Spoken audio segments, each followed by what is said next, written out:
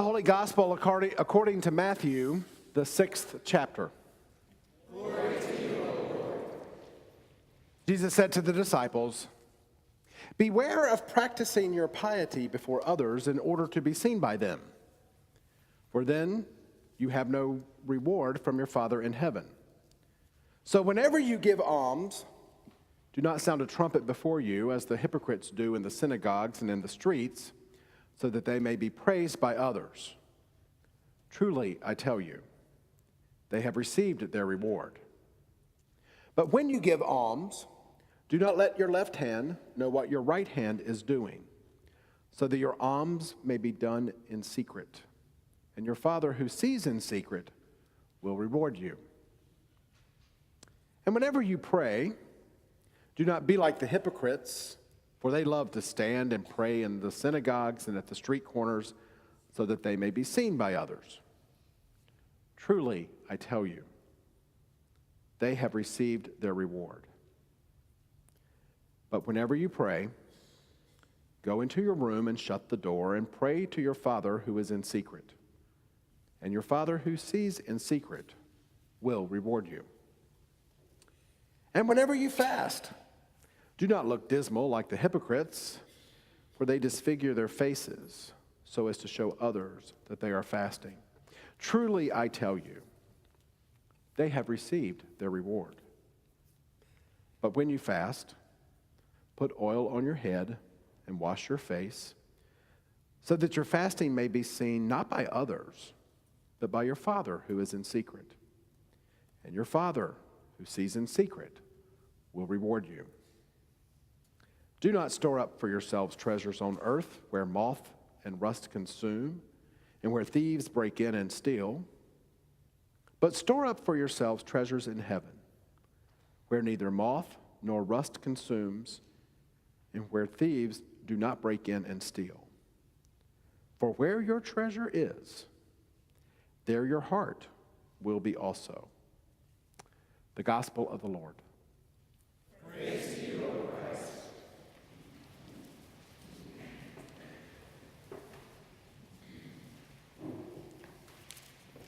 Return to the Lord your God, says the prophet Joel, for he is gracious and merciful, slow to anger, and abounding in steadfast love, and relents from punishing. We hear these words each Ash Wednesday, sing these words throughout the season of Lent as an introduction to the gospel lesson on Sunday mornings. But I have to wonder, do we really get what Joel is encouraging God's people? Not only those exiled Israelites so many years ago, but all of us whom God has gathered into the church of Christ in 2015. Do we really get it? Do we know what it is Joel is challenging us to do?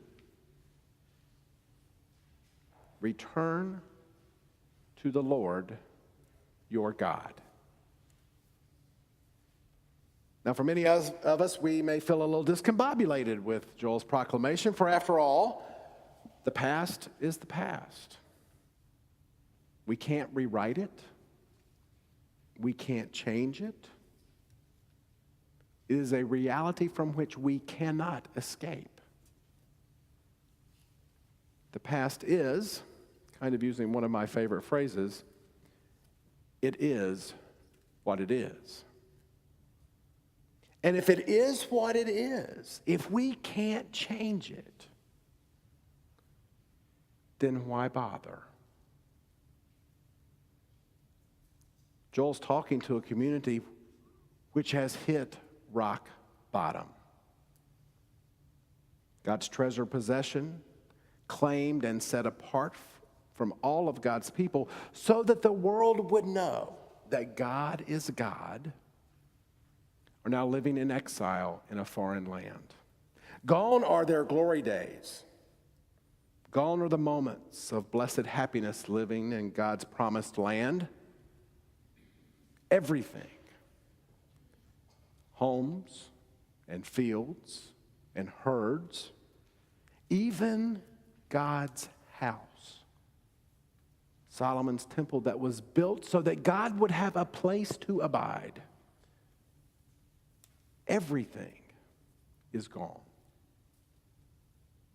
And no amount of sacrifice, no amount of offering, nothing that God's people might be able to present to the Lord as payment for their transgressions could ever change their past. Much less secure a future. In other words, it is what it is. Well, maybe not. For even as God's people face the reality that there isn't much that they can do to rewrite their past, there is something that they can do. Something that they can do which at least has the possibility of leading them to a redirected future. Return to the Lord your God. God's people are challenged to return, not to try and relive the past or recreate the past, but instead they're challenged to do something even harder. To stand in front of God in honest and clear view of the shame that they're probably feeling based on their sinful ways and their transgressions that have led to all the distress in the first place, and to stand there and hope that they can experience the graciousness of God in the middle of their struggles. For in turning around and redirecting their energy from focusing on the hopelessness of their plight, and instead focusing on the promise of God's never-ending activity in their world, God will show them once again just who God is. One who not only relents from punishment, but even more is gracious and merciful, slow to anger, and abounding in steadfast love. And that is a challenge that is so difficult to do.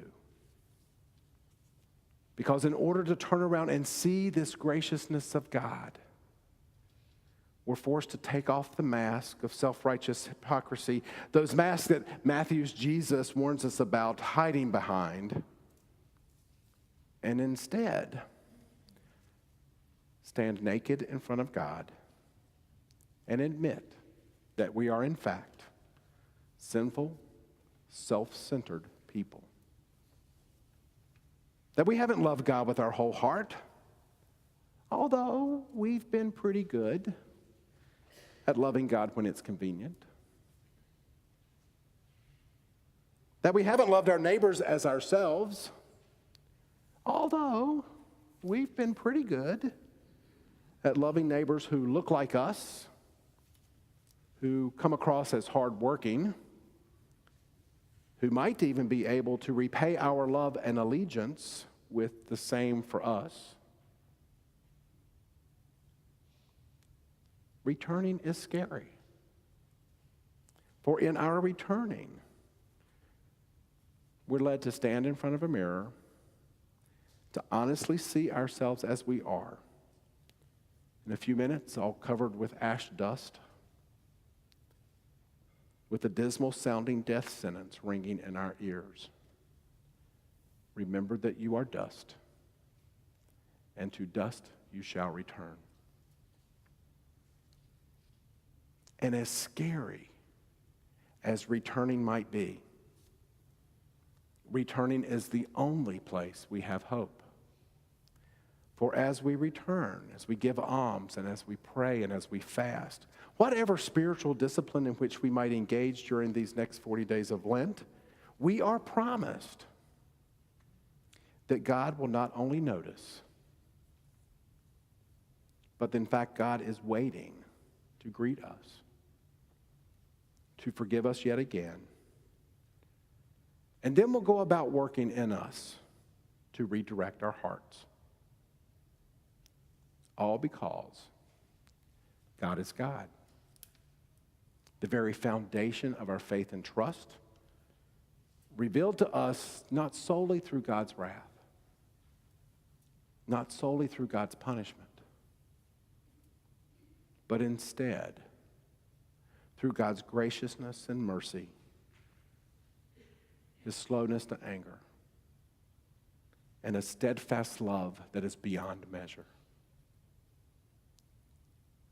God is God, through whom our new future can be rewritten.